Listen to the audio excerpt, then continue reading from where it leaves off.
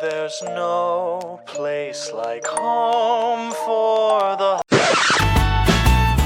Two friends on the couch of summer nights, horror flicks bringing out the fright, sipping soda, laughing at the scenes, fat boy summer living out our dreams. Here we are in the gloveless screen, just two fat boys living a horror dream. Midnight snacks, popcorn in the air, chasing shadows without a care, cracking jokes, making memories. Late night horror, just you and me, in this golden glow we own the night. Two fat boys in a summer light, laughing loud through the scary scenes. Handful of chips living out our dreams. With every jump scare we scream and shout. This fat boy summer's what it's all about. Welcome back to Horror for the Holidays. It's Fat Boy Summer. Boy, this resort's really has gone to shit since we left. I know. Almost didn't want to come back. It looks like the zombie apocalypse happened while we were gone. Yeah. There's a bunch of missing children's posters posted around the poolside. Like the wait staff is acting really weird, constantly talking about brains. Hey, get out of here. Anyway, sorry, I'm Jay Logsdon. And I'm Jeff Searcy, and this weirdo will not stop. Jay, I think we got an incel on our hands here. He will not leave me alone. He's telling me some woman's skin is super soft. Ugh.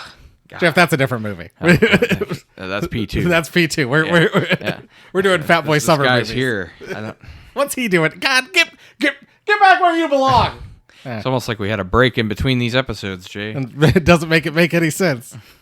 Still standard. Man, P2 for our 2-year anniversary, and then Jack Frost in the middle of Jack Frost 2 in the middle of Fat Boy Summer would have been perfect. Boy, we're fucking idiots. We're dumb as shit. We're real bad at this, aren't we, Jay? Yeah.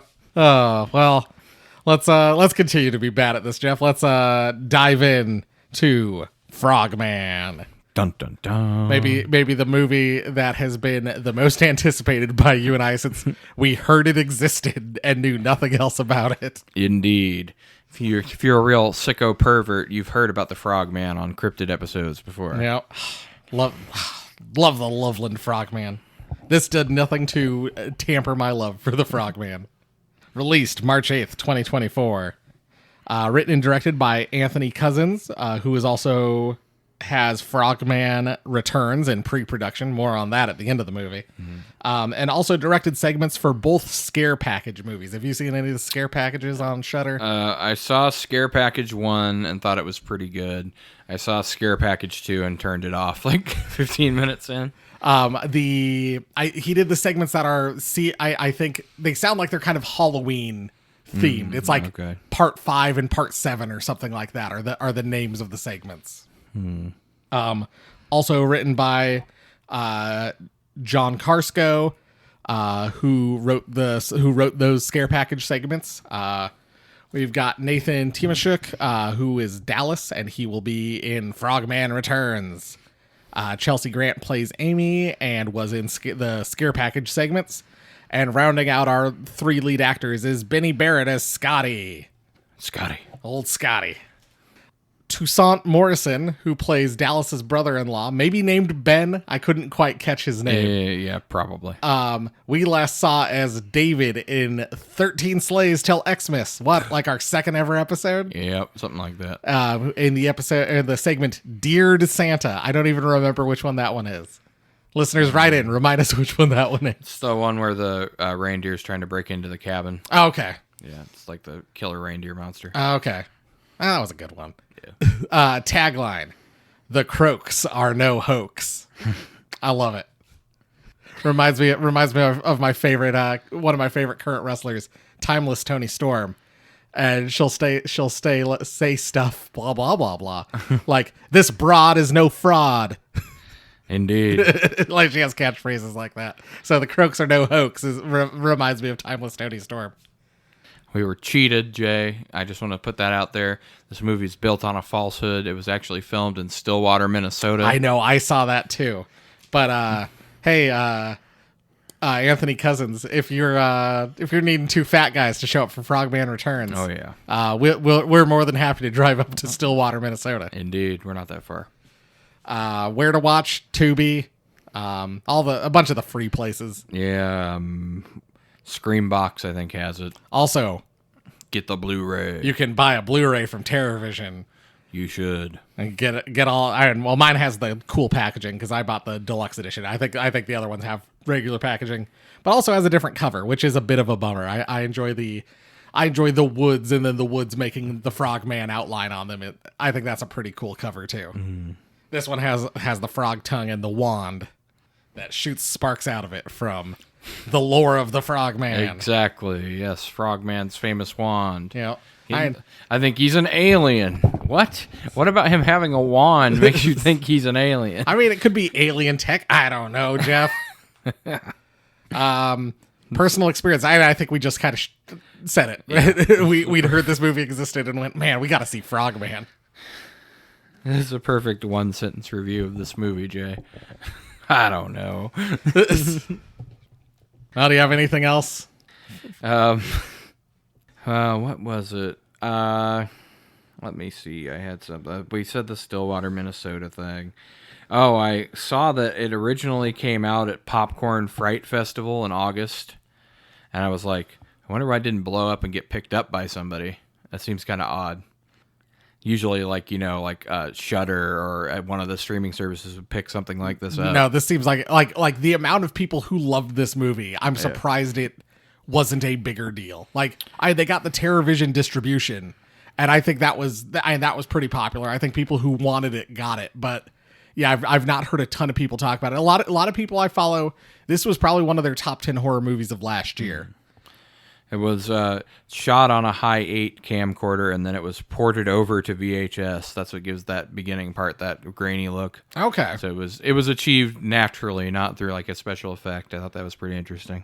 I enjoyed what they did with the artificial or I guess not the artifacting and stuff like that. I thought it worked pretty well in this movie. I also liked he did the making the guy holding the camera an actual cinematographer in the movie's lore, so that way he didn't have to do the weird shaky cam stuff. Yep. And I appreciated that as well. Yeah, you only get a handful of shaky cam stuff, yes. And it's not too bad, which is always a plus. All right, well, let's do our synopsis here. We see some old family videos of Dallas, his sister Lizzie, and his parents on vacation. They stop at a bridge and stretch their legs, and Kevin, their dad, asks if they could be any aquatic creature, what would they be? Dallas says shark, and Lizzie says jellyfish. Notably, neither of them say frog. I know, weird. I was like, well, none of them. I was thinking one of them would say frog, and that would be also our lead-in. Also, are they trying to imply that Dad killed himself because his mom is such a bitch, or what? The camera cuts, and then the family is lost, and everyone's yelling at each other. And Dallas gets out of the car with the camera and is like filming stuff, and then he sees a large humanoid frog in the bushes watching the family argue. He's just chilling. He looks like if someone took a picture of me sitting by the side of the road. Just hanging out. Yeah. Cut to Jeremy J. raising skirts and IQs, bringing another episode of Monster Soup. Oh, yeah. A YouTube series. He is talking about the Loveland Frogman and about Dallas's video saying it's a hoax. Hoax. Bullshit. My bullshit meter's going off, Jay. And also, there's another famous Loveland Frogman picture taken by George Hale, and I think one of my favorite things is like he mentions these two, but then he mentions Dallas, and he's like, made this when he was 12. Look at all the other movies he made. It's like clips from like one of Dallas's other movies, and it looks terrible. And it's like, what makes you think a 12-year-old could pull that off and then get that much worse in 6 years? I got worse at hoaxing, Jay, as I got older. Dallas flips the camera around and says he's going to find Frogman before his brother-in-law interrupts him and says he's been living in their guest room for 2 years and he needs to move out. Also, I love that the cereal he's eating is like Froggy Pebbles. Yeah. Thought that was great. That was good. Yes. I did. I enjoyed that when he's like, no, I know you guys said I could stay here for a little while. And he's like, we said you could stay here for a little while. It's been 2 years. What was the other line? There was one where he was like, "I'm eating breakfast," and he's like, "It's 2 in the afternoon," yes. and he's like, "I just woke up. It's breakfast for me." I feel that being a night shift guy, former night shift guy, but still, it is the afternoon. I would always tell people, I'm like, "Yeah, I'm having Popeyes for breakfast," and they're like, "I don't know Popeyes did breakfast." I'm like, "If you don't eat breakfast until like 11 a.m. when Popeyes opens, you can have Popeyes for breakfast." That's right. Life hack. We see Dallas rifling through junk, and he finds some tapes and a camcorder. Dallas informs us that he is going to get irrefutable proof that Frogman is real, but he can't do it alone. But luckily, his cameraman is also his best friend. I can't do it alone. Luckily, I won't have to. Cut to Scotty, his best friend, saying no, and saying they'll talk more about it at Amy's going away party. And then we find out that Dallas didn't know Amy was having a going away party. At the party, Dallas doesn't want to be there. Scotty says they should stay for just one drink. Cut to Scotty now being insanely drunk and like dancing on tabletops. Wasted. Dallas and Amy comes over and talks to Dallas, and she talks about him avoiding her, and she talks about moving to LA when a drunk Scotty wanders up and agrees to do the film, and then convinces Amy to come along as well. They get the old band back together. No, Dallas. I want to go to LA and be in real movies, not like yours. 9 a.m. the next morning, Lizzie tries to talk Dallas out of going, but he says, "You saw it too," and she starts to cry, and they hug. Amy and a hungover Scotty arrive, and they depart for Loveland. What romantic tension? There's no romantic tension, Jay. I thought I had this thought the whole time. I'm like, I wonder if like Lizzie thinks that Dallas is going to kill himself. And I wonder if that's why she was so worried about him going. Yes. And I wonder if that's like why his friends agreed to go along. Honestly, I think it's either that or maybe it's just that he's so consumed by this he can't move on from it even all these years later. Yeah. I mean, that could also break you emotionally. And then if he doesn't find the Frogman, Yes. because that was my thought, was like, he's going to find out that the Frogman's not real, and then he's going to take his own life or something. My life has been a lie. In the car, Amy wants to know what her angle is, and after shooting a couple ideas around, she settles on being a country singer writing a song about the Frogman. But she doesn't look like a country singer, so they have to stop at a Western wear store. I'm with Dallas on this one. Do we really have to stop? Exactly. Scotty sleeps in the back, but the camera records as Amy and Dallas talk about the time they slept together, and Amy says it was a mistake, and Dallas kind of agrees, although it seems reluctant. I was going to say, well, it seems reluctant from both of them, because she's like, it was a mistake. Right? Right? Yeah. Right? And he's like, I guess if you say so. It's like, oh, yeah, these guys sound like two people who are totally over each other, yeah. They arrive at Loveland, taking some sights, get some ice cream. The lady at the ice cream stand talks about some people are frogs and some people are rats. I don't quite get what she was saying, but all right. She's flirting, Jay. She's saying she wants some of that rat. And they get a room at the Bullfrog Bed and Breakfast, and Gretel, the lady at the front desk, tells them to check out Frogman Point around dusk, and that's when the Frogman will be there. Oh, thank God.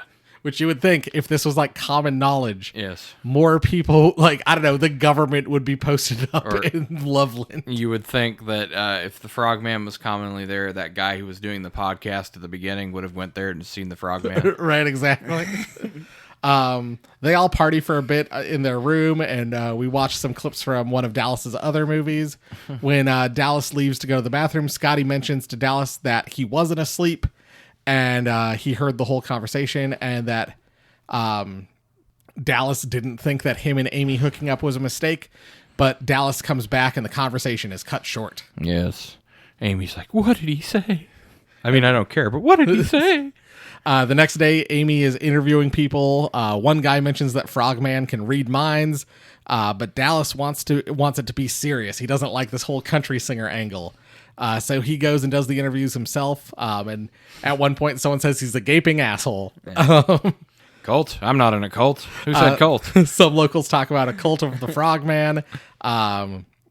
Frogman being known to take a maiden. Yeah. and that the wand may be used as a sex thing. He's definitely taken a maiden or two in his time. Do you mean? Are you saying Frogman fucks? Frogman does fuck, Jay. He does. And apparently he also has his Hitachi wand handy.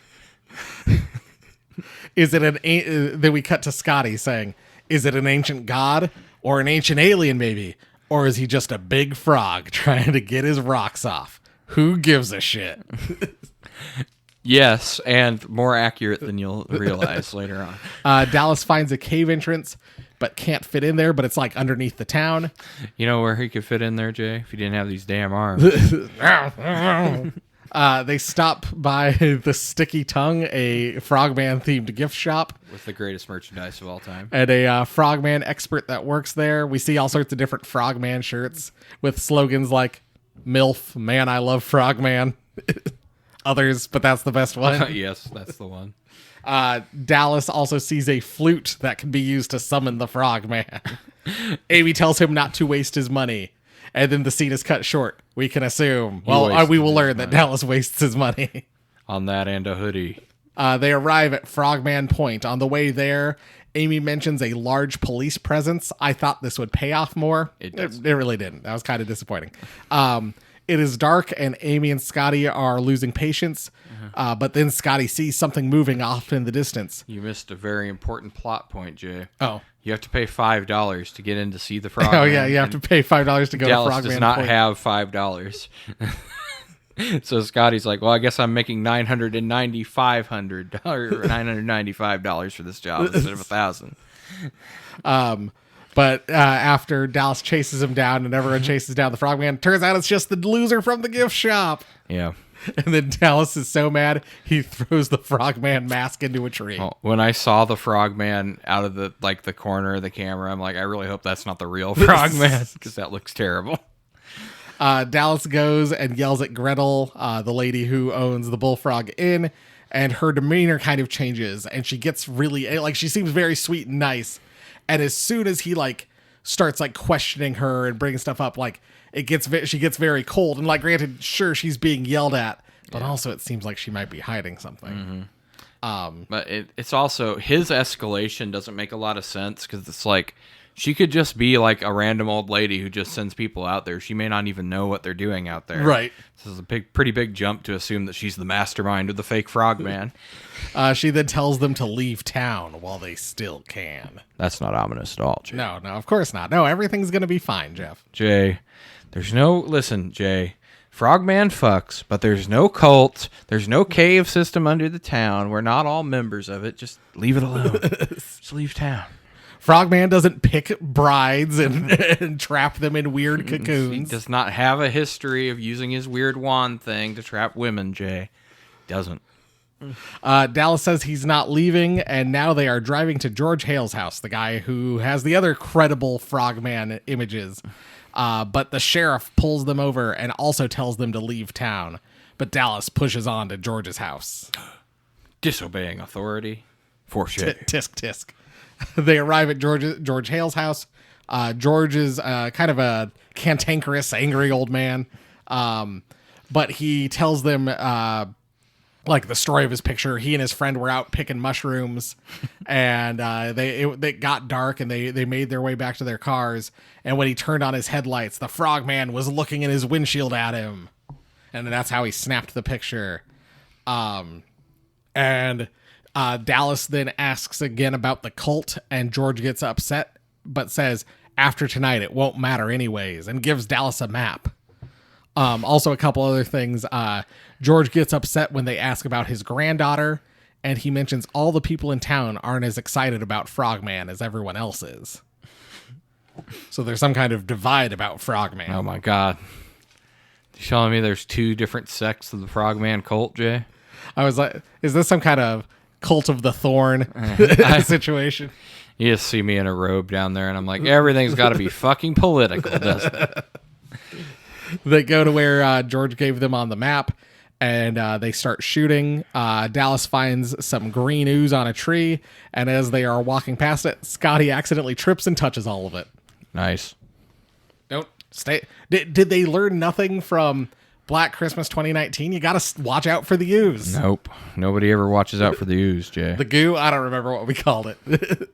I think we called it the goo because that sounded grossy. The goo. They stop. They set up a camp, and Dallas is unable to get the campfire going. And so, of course, Amy's going to go look for firewood, but they all stare at each other for like 3 seconds before that, and then she's like, I guess I'll go get some dry wood then. And Scotty goes to lay in the tent and tells Dallas to tell Amy about how he feels. Instead, Dallas pulls out the frog flute and plays it, which there's a euphemism in there somewhere. Yep. I'm just going to pull out the old frog flute here and play it by myself. Indeed. And suddenly, like, all around them, like, the frog noises kind of, like, pick up. Like, nature kind of picks up in general. Frogging intensifies. He wakes up Scotty and shows him Frogman tracks that he found. Scotty and Dallas start fighting, and when they get back to camp, they find more ooze on the tent, and that Amy is missing. Oh, no. Dallas is able to find her, and she's in like a catatonic like state. She's just standing there, like her eyes are kind of glazed over, and she's just staring off into the background, into the middle distance. Supposed to have looked at Frogman's wand too long, Jay. She then, like, they're able to like break her out of this trance, and she kind of wakes up screaming. She says she heard someone calling her name in her head. And that, she's shocked to learn that she's been missing for an hour. She's like, I just left to get firewood. That was a couple minutes ago. Like, weird. Hope this is not some sort of Frogman speaking in your mind situation, Jay. Oh, of course not. I've heard he can do that. Frogman's telepathic. She's like, I heard somebody calling me in my mind. They run off into the woods because Dallas thinks he sees something. And the camcorder starts malfunctioning, which Dallas says is telekinetic interference. Amy's phone dies, and she's using it as a flashlight, and I think to get extra shots. Yeah.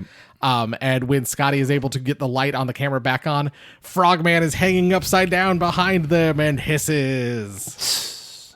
Amy screams, and Scotty runs off, seeing multiple frogmen in his mad sprint.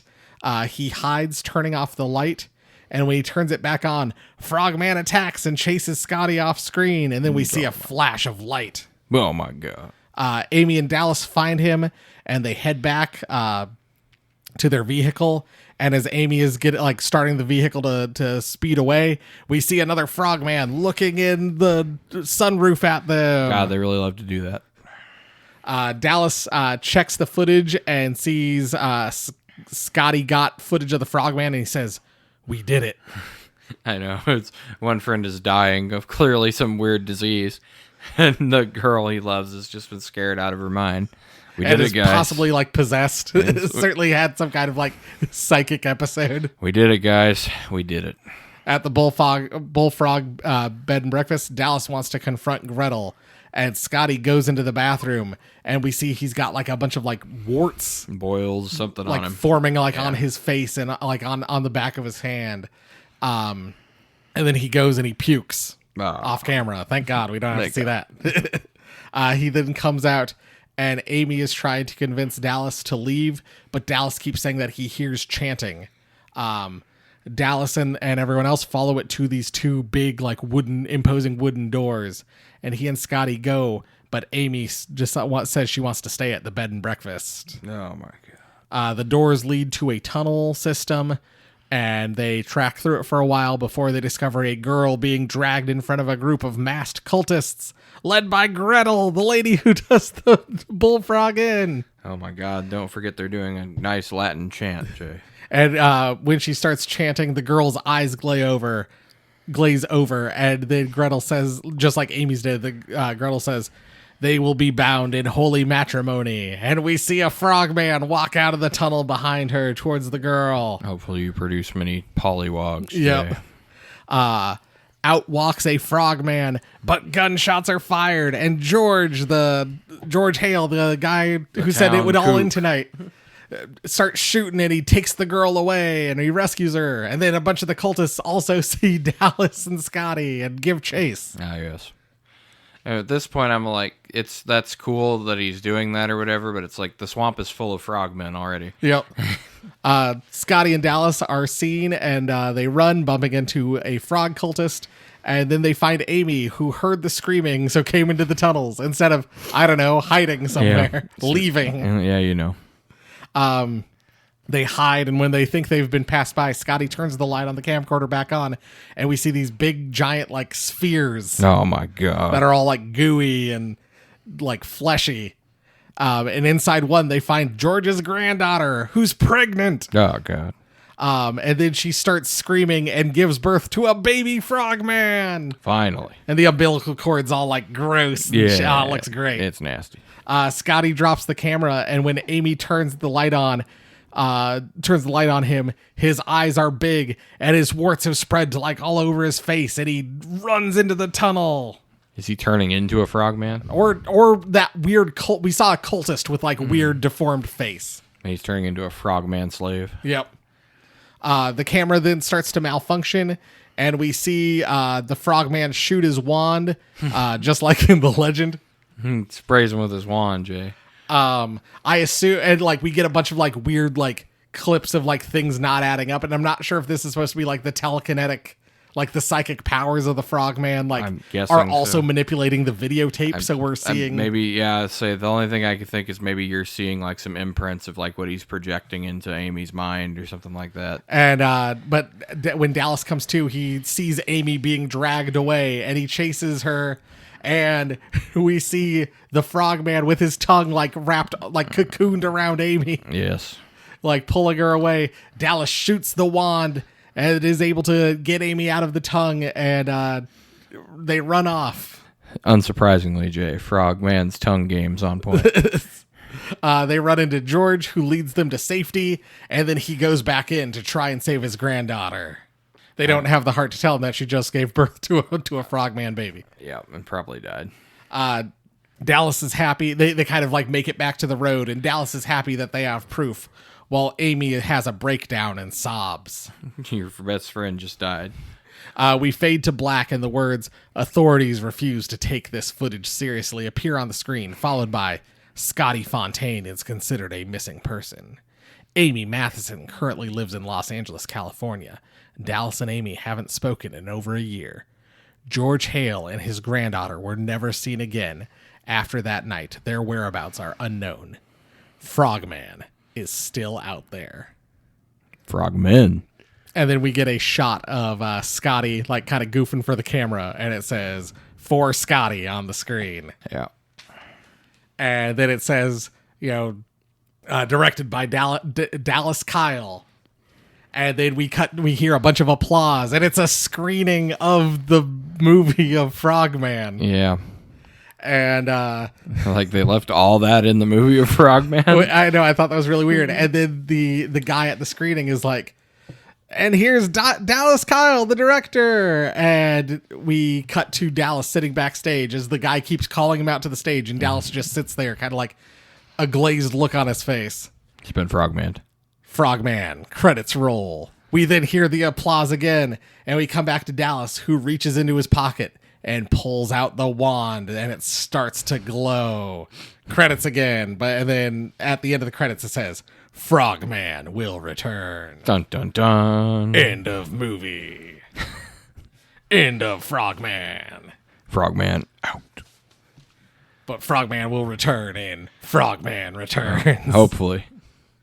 Oh, boy. All right. Well, anything else about the movie that I missed, Jeff? Or you want to mention? Just that I need to reiterate this for anybody who might not have caught it earlier. Frogman fucks. Frogman fucks. Apparently quite a bit, judging Yeah. by the amount of frogmen out there in the swamp. Well, how about we squeeze into the Speedo, Jeff? How about we talk about our favorite sets, costumes, etc.? Indeed, let's do it. All right. Man, I thought all like the weird body horror effects were awesome. I thought the frog, especially the frog baby effect, that looked like something like John Carpenter would have done. Yep. I loved the stuff in the Sticky Tongue gift shop. I loved all the Yes, shirts. That was good. I wish I'd written more down. I liked the guy who was totally not in a cult. He looked like a guy who was in a cult. I like that. No, I'm a good Christian man. Like, I thought, like, you know, costuming, like, I think it's probably just people wore what they wore, but, like, Yeah. none of the costumes looked bad. No, everything works. I mean, the Frogman worked pretty good. I'm curious to know how they did the frog, because, like, you can tell, like, a lot of the stuff is practical. Yeah, I think that's pretty obvious, Yeah. especially with the budget and with the, I think part of the idea of making it found footage is you kind of have the constraints, or you can kind of, like, explain away, like, hiding the Frogman and stuff like that. But I am interested to know, like, when you actually do see how they made the Frogman. I'm guessing it's probably in a lot of the scenes a puppet because of the way it moves, like kind of slow and awkward. But yeah, that was one thing where I'm like, I would love to know. And I have this deluxe edition DVD. I did not get a chance to watch the extras. I'm sure it gets answered on those, but Probably. I did not get a chance to look at You those. know, Yet. people were kind of divided on it. Some people are like, I like the way the Frogman looks. Some people are like, yeah, he looks cheap, campy. It's like, Yeah, I mean, you know, I don't know. You're watching a low budget horror movie. That's I'm not kind of what I was expecting. saying. I was like, if you're expecting a movie called Frogman to have top-notch special effects, then I don't know. Anything else? Sets, costumes, soundtrack, etc. Even though it's not actually Loveland, Ohio, I thought it was a nice recreation of the town from the pictures and stuff I've seen of the actual place. Looks like they did a pretty good job. And it seemed like a place you would want to visit. I've not kind of done any research one way or another, but like I kind of liked looking at. I was like I could see that, knowing that it wasn't. I'm like, I could see that being part of Ohio. I could see that being, you know, I could see that being in the town of Loveland, like instead of Stillwater, Minnesota. Like I don't know, I liked it. Yeah, I enjoyed it. But like you said, yeah, they kind of hit it or masked it well. Like, Yeah, I definitely. If I didn't know, I would not have guessed it was filmed in Minnesota. How about song of the summer? Favorite quotes. I've been itching to get to I some was of these going to say, quotes. go ahead, Jay, unload some of those quotes. All right, first and foremost, Frogman fucks. Yeah, I had that one in capital letters at the top, Jay. Frogman fucks. In fact, it's he has been known to take a maid here or there, and then Scotty goes, "Are you saying Frogman fucks?" Is he an alien? Is the wand some sort of technology? No, I don't think so, but maybe. Maybe.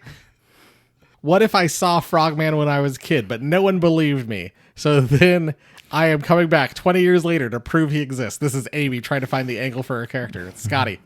I don't know. It's a little pathetic. Yeah. And then they focus on Dallas driving, trying not to like snap at his friends for making fun of him.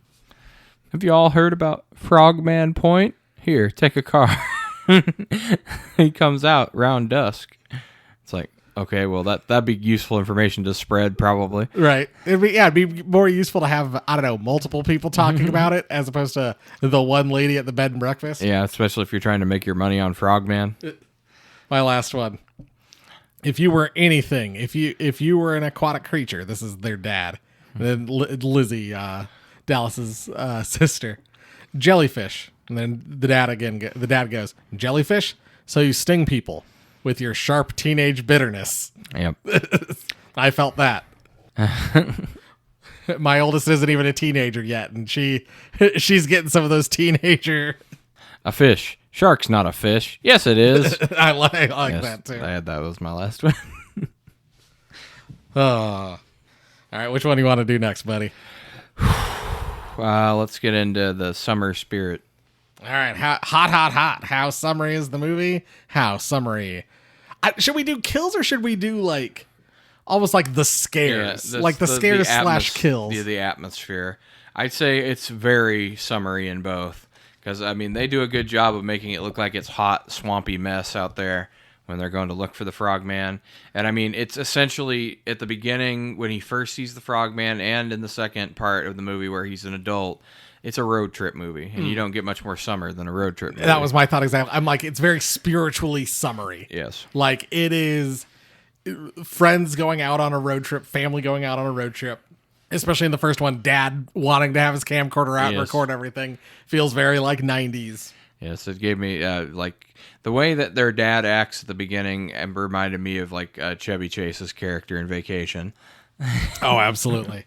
But the kills, not really. You don't get a ton of kills, but I would say the scares, especially when they are out in the woods, the scares are very summary. Like you're running around, like you're just getting glimpses of these frogmen like hiding in the woods and stuff like that. I'd say that's pretty summary. It's nasty. It's swampy. Obviously, it has to be summer because otherwise Frogman would be dormant like amphibians are in the winter. So Frogman returns. He goes back in the winter to try and destroy the Frogman because it'll be dormant. Yeah, he's dormant underground in the cave system that's totally not under the town. And there's no cult. Frogman Christmas. Oh, that'd be amazing. So, where Frogman Santa. But yeah, I'd say the atmosphere of the movie, I give a high summer feel. Not really any kills to speak of, like we said, but scares I'd say scares middling. Yeah, like you get some good like jump scares like in the tunnels as well. Like and like you get kind of the gross and the goopiness of like the Frogman baby and the Frogman cocoon or whatever where they've trapped the women. But like more, it's the like, but in the woods especially, that's the thing that I think feels the most summery. Yeah. All right, Jeff. Well, are you ready to talk about one thing you want to fix, one thing you want to praise? Bummer summer and wet hot American summer. All right, you want to start or me? You can start. All right, my bummer summer is Drop the Love Story. The whole will they, won't they love story where they're both pretending they don't like each other, even though they both obviously do, has been done so many times. It's giving me a migraine when I see it. And it would have been okay if it had actually gone anywhere, but it literally adds nothing to the story. Yeah, I mean, they're in the same position at the end, other than Dallas confessing his love for her. Because he didn't think he'd get another chance. They don't get together. So it's like there's literally no point to doing all that. My bummer summer, I know why like they did the whole thing with the telekinesis garbling the tape and whatever. It's to hide the limitations of not only the budget but also of the found footageness of the movie. Yeah. But I don't know. I would have figured out maybe when Amy gets tongued, I would have maybe found some other way to kind of like distract that. Like I think you and I kind of talked our way into an explanation maybe of like the Frogman's psychic imprint appearing on the tape. I mean, that's what Scotty says is doing it, so that's just what I went with because he's like, it must be telekinetic interference or whatever. But it's like, yeah, I mean, it's a problem in almost every found footage movie, I think, where that happens, where the creature shows up or whatever, and then it's blurry all of a sudden. Yep. Yes, it's annoying, and like I said, we talked about it a little bit, but that could have been my bummer summer. Is I would have almost liked to see this as a regular movie and not a found footage movie. I said this off the air. I would love to see Frogman Returns be a Blair Witch Book of Shadows and just be a full-on cinematic movie. I mean, you could have still done the found footage segments or whatever, just have those sections be through the camera or whatever, and then have the rest of the movie be filmed like a normal movie. Yeah. Well, then especially with the weird, then kind of cinematic ending. I think that's kind of what makes it even weirder. That's kind of what I was worried. It's like, so it is a regular movie at the end, and it has a plot from beginning to end. It's not a usual found footage movie where it's a bunch of people wandering around doing nothing. And it's like, it doesn't really make any sense for them to restrict themselves other than, I guess that's probably all they could afford to do. Because you can get away with stuff in a found footage movie you wouldn't be able to get away with in a regular production. So I'm guessing it was probably more of a financial choice than a creative choice. What's your wet hot American summer? What's the thing you want to praise? I kind of struggled with this one because there was a lot of things I like to praise, but just the way that they pulled off the small town place you want to visit charm of Loveland, well, the fake Loveland in this. But I enjoyed the way they had the town set up. It made me feel like I wanted to go there and see the gift shop or stay at the Bullfrog Inn, meet all the wacky characters around town.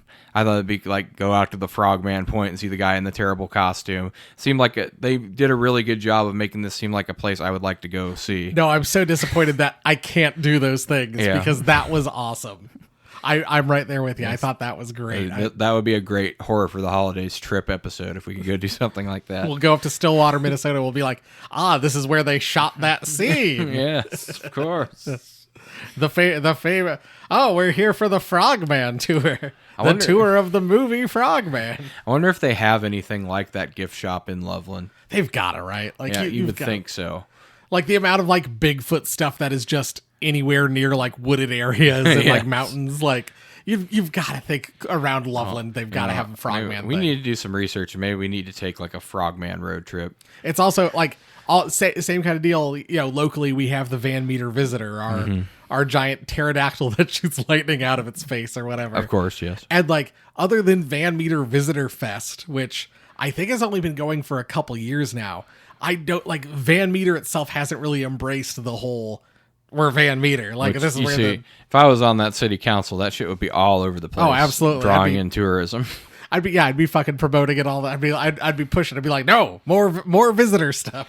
I'm rigging up a drone to look like a pterodactyl, fly over the town at night. Shoot lightning bolts at people. Exactly. You get a Tesla coil up there. Yeah, It's exactly. not impossible. Thing I would praise is, and this is gonna sound like this is kind of a thing I already kind of said.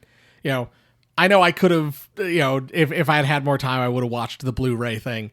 But I'm amazed at how good the Frogman looked. Like I said, I want to know how they did it because like you've got these small budgetary constraints, and I was almost expecting, oh, we're not gonna see the Frogman. It's just gonna be implied the whole time, and you're gonna see like the transformations on the people, Like a Blair Witch style thing. Yep. And so like when you saw it, I was like, yeah, it looks a little weird and it looks a little clunky, but I'm like, but it doesn't look bad. Yeah. Like, and I was really kind of impressed with that. They had the balls to show the Frogman, which I was kind of with you. I'm like, is there ever going to be a Frogman in this other than that awkward shot at the beginning? Yep. All right, Jeff. Well, it's time to do our final rating. Every episode of the Fat Boy Summer, we rate our movie on one of three categories. Is it summer lovin'? Is it some like it hot? Or is it a cruel summer? Cruel summer. Leaving me here on my own. All right, we don't want to get copyright. Yeah, sorry. We're singing too well, Jay. They might mistake it for the original. They got Bananarama on this episode. I went with Some Like It Hot. I didn't think it's not particularly scary, although they do a decent job like keeping up the suspense throughout the movie. I'm not going to say it's like not anything. Right. But It's not The Leech where you're just kind of, or like White Doomsday where you're just kind of like dreading what's going to happen. You're just more like, it's like, nothing good will happen. It's more of a like, oh, what's going to happen next? Yeah, this one's more of a curiosity-inducing film, I would say, than a dread-inducing film. And it's just really, it's campy in a way. Like, if you've seen a found footage movie, you're going to recognize a lot of the tropes in this. Although, like I said, they're done well. But, I mean, it's stuff that has been done before. And it was enjoyable, but I didn't think it really rose to the level of being like an instant classic, like some of the ones we've talked about. Mm-hmm. But I mean, like I said, I'm curious to see when Frogman returns, what that will be. Maybe with a little bit bigger budget, probably. Oh, I hope so. And I mean, like I said, I recommend this movie, but yeah, I would put it at Some Like It Hot. If you're not a found footage fan, yeah, like even with the we've got an actual camera operator, that's part of our thing. So we can explain away some of the there's not as much shaky cam stuff. It's still yes, it's still got, like I said, it's got the tropes. I mean, there's gonna be the why didn't they just leave at this point thing, like there always is. No, I'm right there with you. I went Some Like It Hot. I think there's like some moments of some real heart. Like I said, I think like Dallas's like mental state is already really fragile. Yeah. At the start of this movie, and like his just infatuation with Frogman is overriding a potential relationship with Amy, and even moving on with his life. It's almost like he hasn't moved on, and so I think like that's real interesting. I think there's also some genuine comedy moments. Yes. The Frogman fucks the Man I Love Frogman T-shirt. It's definitely a solid movie. Dallas, catching the fake Frogman, and the guy's like, "Oh man, you threw my mask into the tree!" Like, and then it's coupled with real good effects and just a genuinely great idea. I honestly, when we were joking about the Frogman, like a year and a half ago, I never thought we'd get a Frogman movie. Yeah. And turns out we did, and it's awesome. I'm not the biggest fan. I'm not the biggest fan of that shaky cam kind of found footage style. Really, not the biggest fan of found footage in insofar as like the Traditional sense, yeah. Blair Witch Project, Paranormal Activity, I'm a bigger fan. I think you are as well. More the lost media aspect of found footage. No, that's what fascinates me for sure. Is like, yeah, this is something that was like unearthed, and like that's another reason I put this in some like it hot and not higher, was because the ending I felt like kind of cheapened it a little bit, making that whole thing was his documentary or whatever, and then they screened it at this film festival. Where like WNUF. Those movies, the Late Night with the Devil. Yeah. I'd even say probably Wreck, the zombie, like that's more like lost media. And I think that's kind of the stuff I like, even if I think Wreck is a little more like this. Or but what's that other one? Blackwater Vampire, I think it's called. I don't think I know that That's one. a good example of a found footage movie. I know so apparently there's like a yearly found footage festival. And I heard there's one coming out this year. Like it's screened there, and I don't even remember its name. Maybe it's even called like Lost Episode or something like that. And it is an episode of Cops. Like that is the kind of the conceit. And I want to say it's like Halloween night, and maybe there's like a demonic thing involved. And I'm like, that's cool. Oh, I want to see that. That seems like a thing.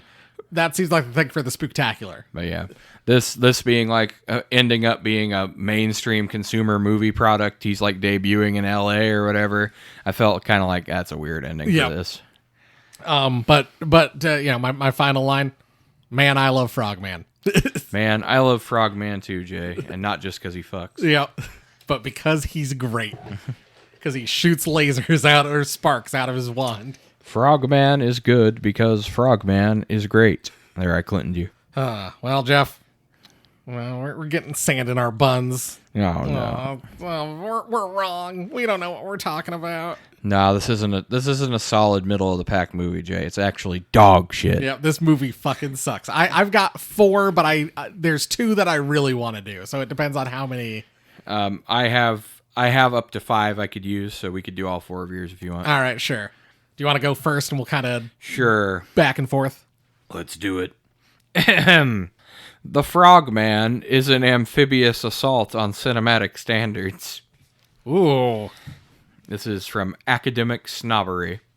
Of course, yeah. Anthony Cousins' Frogman is a found footage film, quote unquote, that dares to ask, what if we took the entire vocabulary of the 1990s camcorder culture, added a half-baked cryptid, and then lobotomized the audience for 80 minutes? Despite pretending to play in the sandbox of cryptozoological horror, Frogman ultimately functions as an unintentional parody of genre filmmaking. Frogman accidentally functions because he fucks. The first hour is a meandering slog through faux character development, drenched in VHS nostalgia that feels more like a gimmick than a storytelling tool. The visual style is so aggressively lo-fi it borders on hostile, not atmospheric but migraine-inducing. There's no tension, no dread, no thematic depth, just 3 barely distinguishable slackers wandering through Ohio woods with all the urgency of a stoned field trip. It's cryptid horror for people who mistake grainy footage for authenticity. The titular creature, an unconvincing rubber suit whose screen presence ranks somewhere between a Chuck E. Cheese animatronic and a soggy carnival mascot. Its design is neither scary nor memorable, just wet and sad. The real horror, someone greenlit this with a straight face. I mean, once again, I don't think anyone really greenlit it. It's an indie film. Like, I've got a review that's kind of similar to that, and I'm like, I don't think you know what you're talking about. 1 out of 10. This one cracked me up. Chuck the movie guy is a grifter. Chuck the movie guy on TikTok recommended this poorly acted, terribly paced, and awful found footage movie. He pushed this garbage for weeks to get people to rent it, and it was awful. The guy is a con man. Look, I'm not a smart man, all right? But I know when I'm being fed a bunch of BS. Well, I'm clearly not, because I think you watched the movie. I rented this movie off a bunch of recs from social media people. The ringleader was Chuck the movie guy. This guy really hates Chuck the movie guy. Fucking Chuck. That got an early viewing of it. All of them said it was a banger, slaps, or fantastic. LOL, no. It most certainly was not. Air was awful. I think he means it. The people that saw, so clearly not very smart. The people that saw this early must have gotten paid of getting something in return to hype this up because, again, it was god awful. Don't waste your money. I will never again rent any movie based off a wreck because they got an advanced copy of it. This was awful, and the score is at an 8 right not, and will most assuredly will drop to a 2 or 3 within a month when actual viewers, okay, that's what he's talking about, actual viewers review this movie like me instead of friends and family giving it a 10. Junk movie. It's at like a 5 on IMDb, so also not right. It probably averaged out to probably right in the middle, which a middle of is the kind of road where it movie. is. Yeah, that's kind of what it is. Is a middle of the road movie. This isn't a 1-star movie. It's also not a 10-star movie, but it's certainly not a 1-star movie. Frogman ruined my night and possibly my life. 0 stars. This movie can go straight into the goddamn swamp it crawled out of. Frogman is the cinematic equivalent of being trapped in a porta potty with a broken VCR.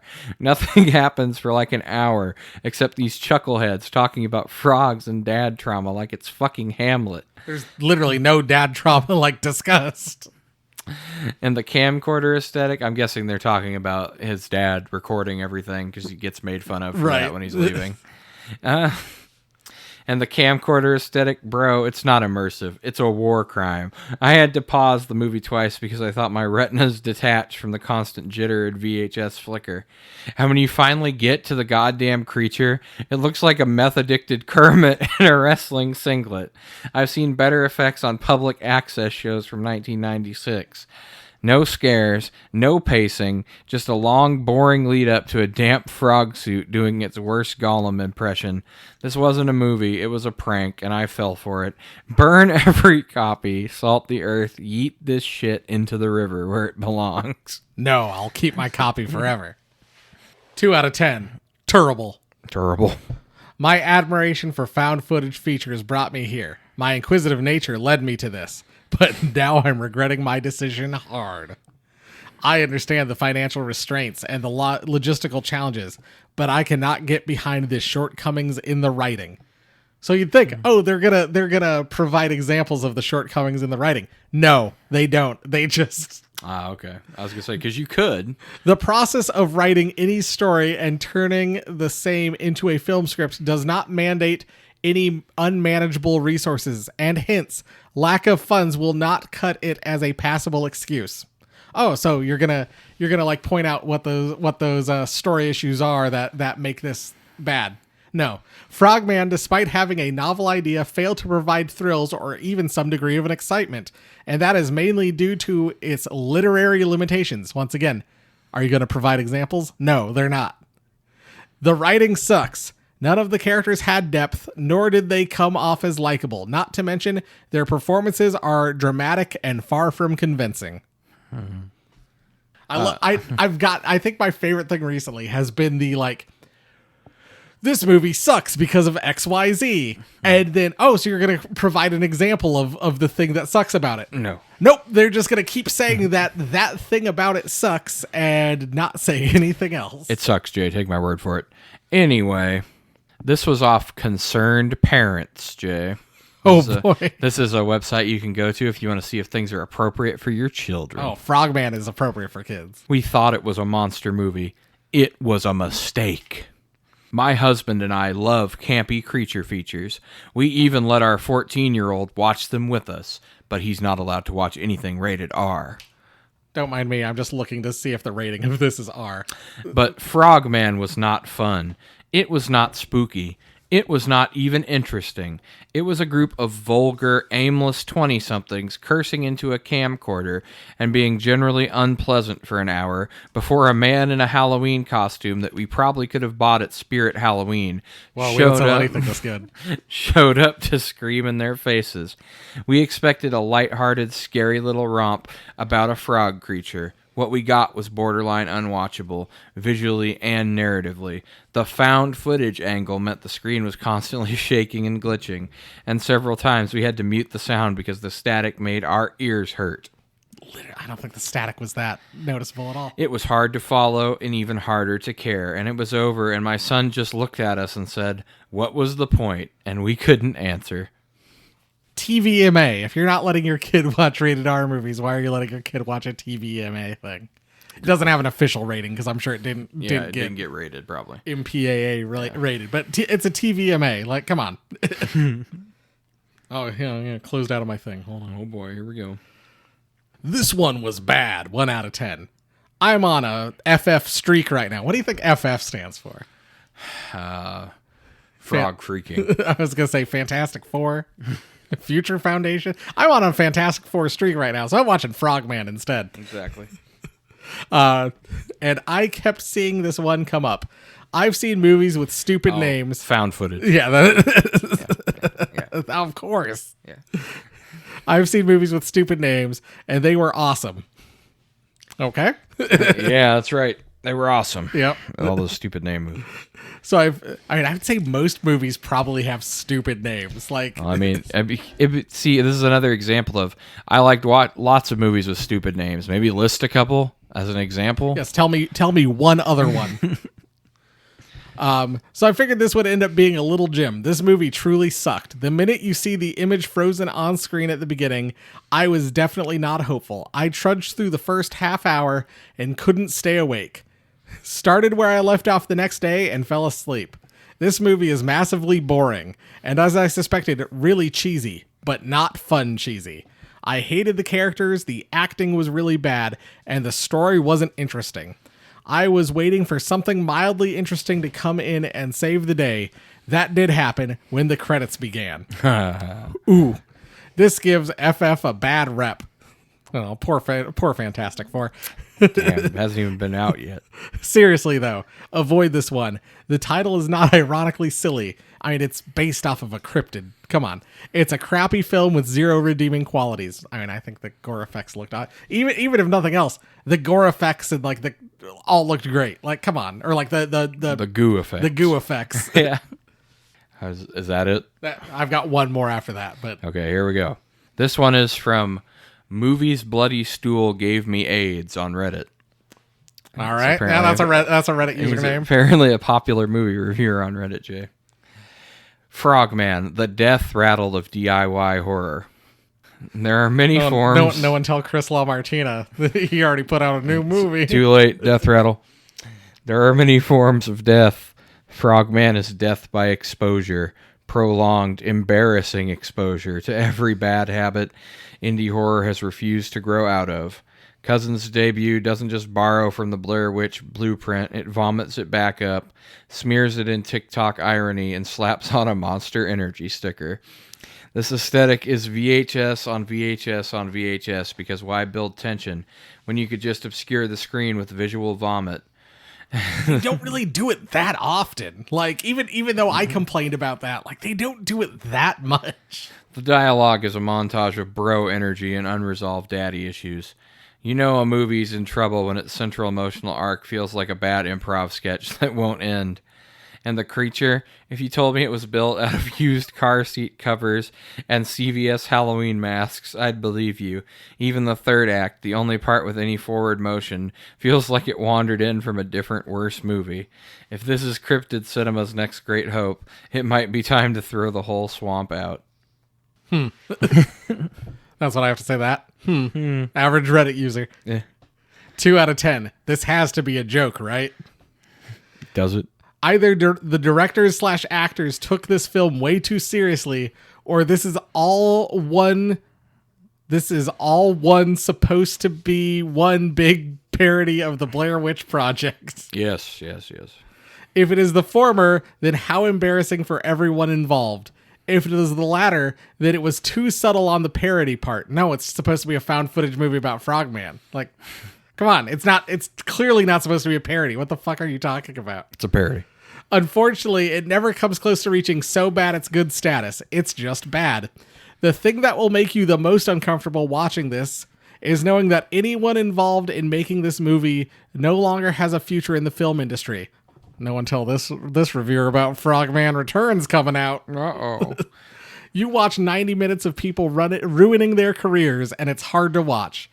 Only thing keeping this from getting 1 star is the makeup effects in some of the shots. Kudos to anyone who still uses practical effects. Hey, someone who like didn't like the movie, but at least acknowledges that the practical effects were pretty good. Yeah, that's nice to see.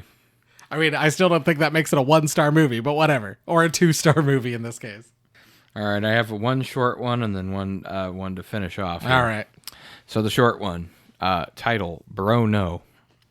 Review, 90 minutes of guys with zero charisma talking about frogs. Frog shows up, looks like high school mascot, credits roll. 0 stars, would rather watch actual frogs for 90 minutes. I also might want to watch 90 minutes of actual frog movie. Not in place of this, but afterwards. 0 stars. Frogman made me lose my fucking mind. Let me tell you something, you slimy little amphibian apologists, you fat, pimple-faced, spirit Halloween-enjoying hacks. I watched Frogman on a dare, and now I sleep with a crowbar under my pillow because I'm afraid this festering VHS scrambled insult to God is going to crawl out of my TV and make me watch it again. On a dare? Yeah. Who's daring people to watch? In 2025, who the fuck is daring people to watch movies? I don't know. I might start daring you to watch movies. Well, I mean, that's for garbage days. This isn't a movie. This is a hate crime against storytelling. It is a snot-nosed tribute to the Blair Witch Project. If Blair Witch were concussed, pissed drunk, and filmed by 3 dudes with brain damage and a stolen camcorder from a pawn shop behind an Arby's. The first 45 minutes, just 3 fart-sniffing millennial rejects talking about frogs like it's the goddamn book of Revelation. Oh, we saw a frogman once on a trip with my dad.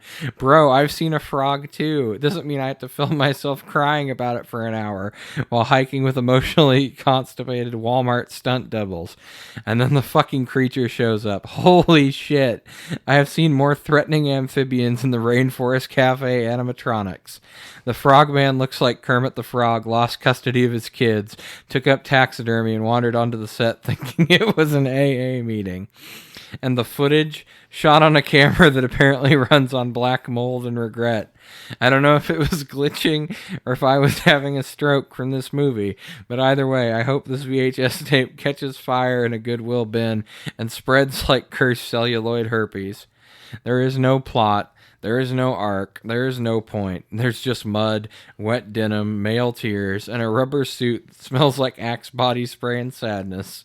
You could strap me to a chair and waterboard me with swamp juice, and I still wouldn't rewatch this steaming heap of cinematic roadkill. Oh, Jeff, I'll waterboard you with swamp juice. So will Frogman, apparently.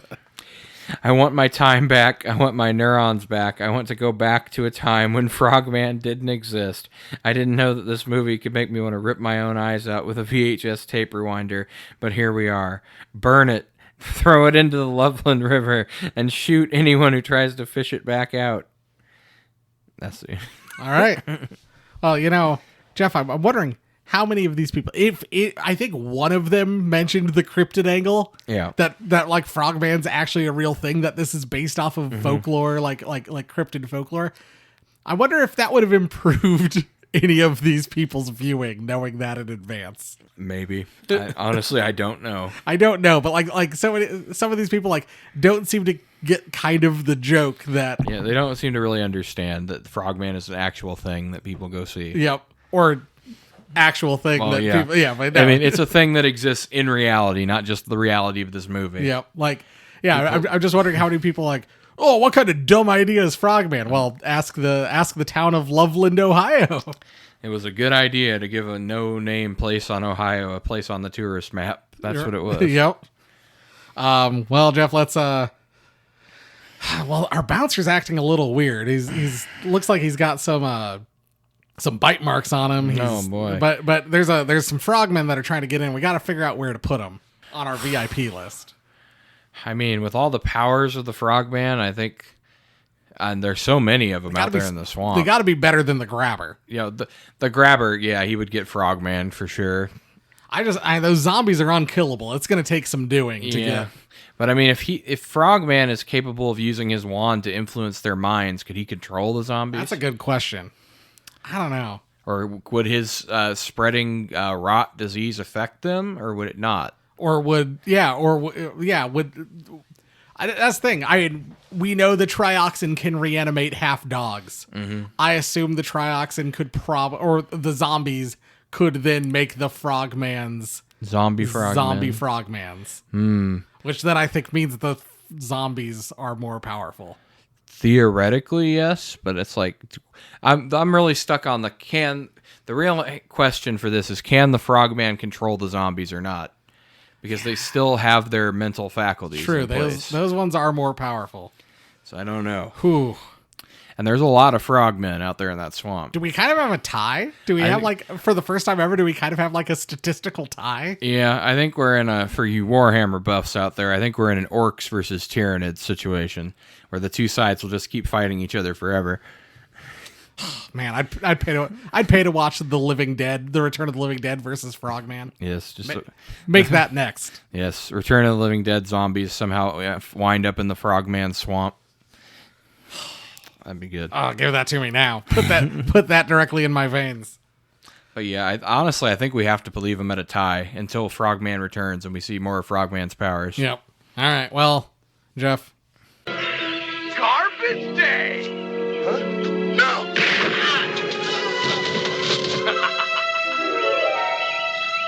It's garbage day.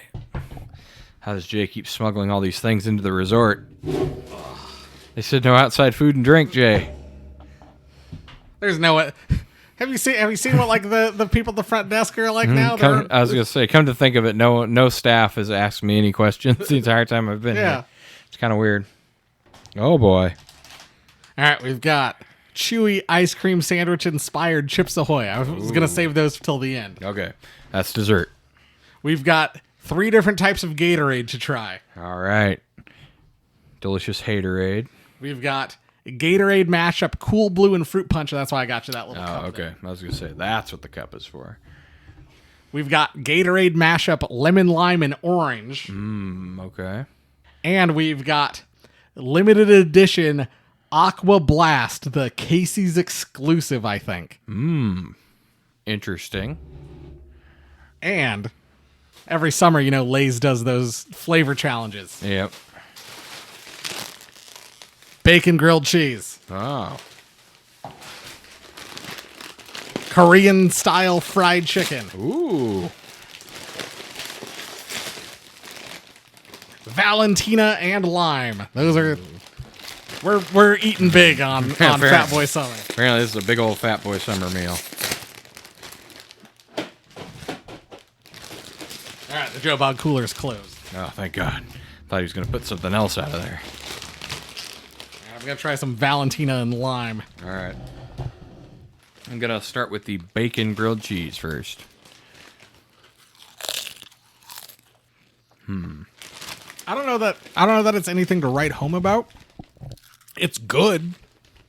But it's just like, I don't know, it's just lime and like Valentina hot sauce flavor.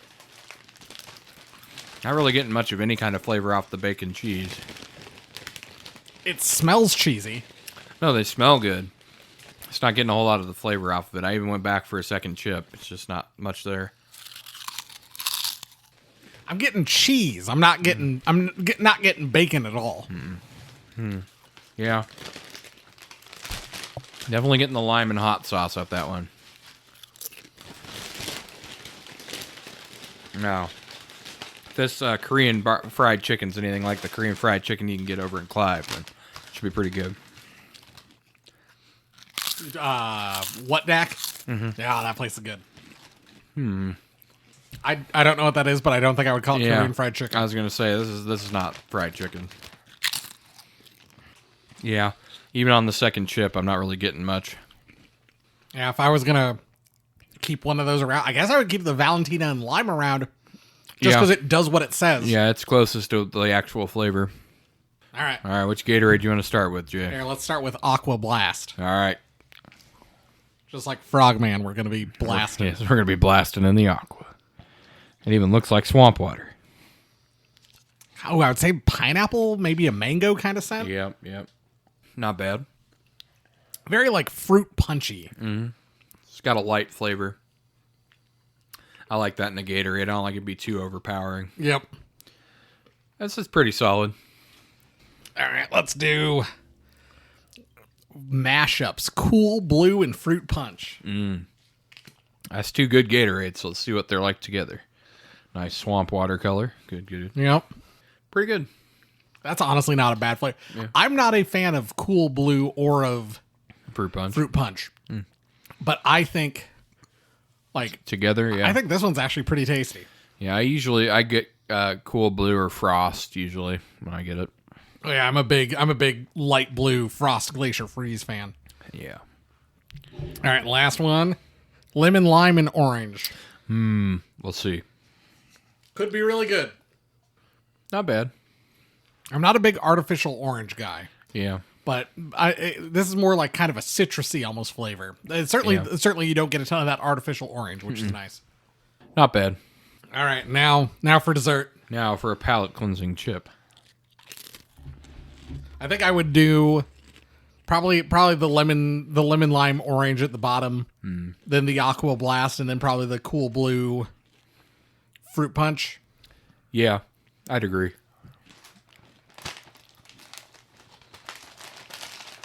Oh God, here it comes.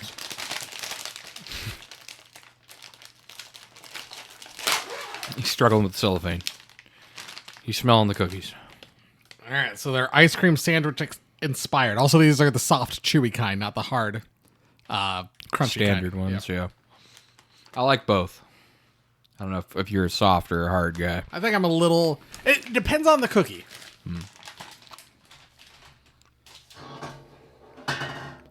Oh, Stupid zombie dropping my drink. Service sucks. I mean, it's not bad, but I don't know if I'm getting ice cream sandwich. You know, when I opened the packaging up, I was like, oh, that doesn't smell good at all. It tastes better than it smells, so that's on the plus side. No, I like the taste, but yeah, I'm not really getting ice cream sandwich. If anything, it reminds me more of like one of those, like one of those birthday cookies you get that's like frosted on top. It's got more like that kind of flavor to me. So it says chill for a treat. Now, I don't know, like I had these in the fridge. I don't know that they're much better cold. Frozen, they might be better.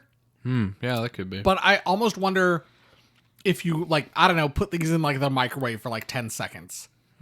If kind of that vanilla frosting in the middle that's supposed to simulate like the ice cream, like yeah. if that would like warm up and if that would maybe be like a little gooier, and if it might be better that way almost. That could be, yeah. I don't know. It's not a huge hit, but I think lately we've been kind of unimpressed with the Chips Ahoy's. Yeah, they haven't been great. As opposed to Oreo, which goddamn they never miss. Yeah. Jay, they never miss. But yeah, I mean, Valentina lime best Lay's chip probably. Yeah. I'd say if we were ranking the food, probably cookies at the top, just because none of the chips were that impressive. Yep. The Valentinas were the best of the chips, but that's not saying much because the other two didn't really taste like anything. No, exactly. I'd probably do the grilled cheese and then probably the Korean fried chicken because the Korean fried chicken just didn't taste like anything. It's nothing close to Korean fried chicken. Oh God, I could go for some Korean. I was fried gonna say, chicken. I want to go get that right now. All right, well, let's finish this up. Get in touch with us on social media. Send us an email. Be a part of our Garbage Day segment. That way, Jeff and I don't have to keep eating garbage. We probably still will. Well, we will. But it means we don't have to keep doing it. No, we're obligated to now. Horrorfortheholidays@gmail.com for emails. Social media, we are all the places. We are at Horror4Holidays. That's horror, the number 4 holidays. Indeed. Go to our YouTube channel. Check us out. youtube.com/horrorfortheholidays. Hit the subscribe button. Hit the bell. Leave us a comment. Of course, if you're going to leave us a review on any of the podcatchers, make it 0 stars if I could, but a 5-star review, of course. Yeah, that's the way we know you're a real sicko. But yeah, YouTube comments are a good place if you want to reach us, contact us about something, if you don't want to send us an email, because I know people can't be bothered with email these days. So just leave us a comment there or in one of your reviews on one of the podcast episodes. Go ahead and leave it. Most importantly, best way to spread the word, tell a friend to help other people get involved, help build this community. There's people like Matt Dupay out there, and there's people like Rusty Bells on Instagram who, kind of try to keep the seasonal horror thing kind of going. I'd say Sammy Hain does a bit of that as well. Mike Lombardo. But like it's a pretty like holiday horror is a little more niche. But if you've got someone who you think would appreciate getting involved, let them know about us, and we can start having that conversation and just kind of spread the word.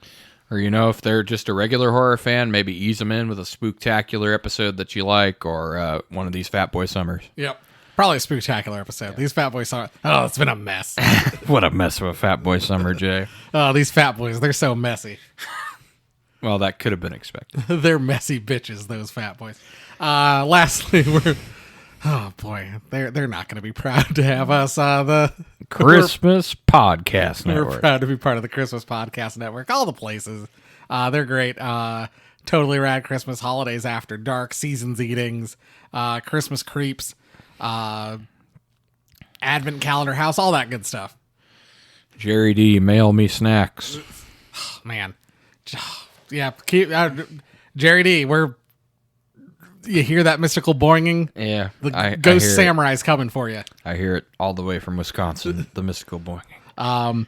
Also, heads up, we are going to take a week off. We've just done 4 weeks of movies in a row, and boy, are my arms tired. No, we just need a little refresher break. Yeah, we're taking a break because guess what, folks? The Spooktacular is not far away. Yeah, we're gonna. I think what we're planning on is we're gonna take a break now, and then we'll come back with regular episodes, regular intervals.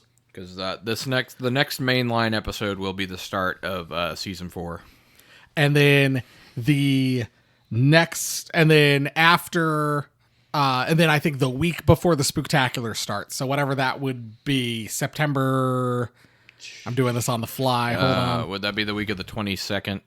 I think you're right. The September 20th. We will skip to September 22nd, and we will then the 29th will start the Spooktacular number 3. Spooky. Extra spooky. But anyway, in 2 weeks, we'll see you for Christmas Craft Fair Massacre. Indeed. And if you're a real sicko freak, start checking out the stocking stuffers, because I'm going to be dropping some of Uncle Pignickel's Midnight Tales. Oh boy. Watch out. Get to know them before they're out. Watch out for get you some of that long pig. A taste that's mighty familiar. Good, Jay. All right. Well, anyway, we'll see you in 2 weeks for Christmas Craft Fair Massacre.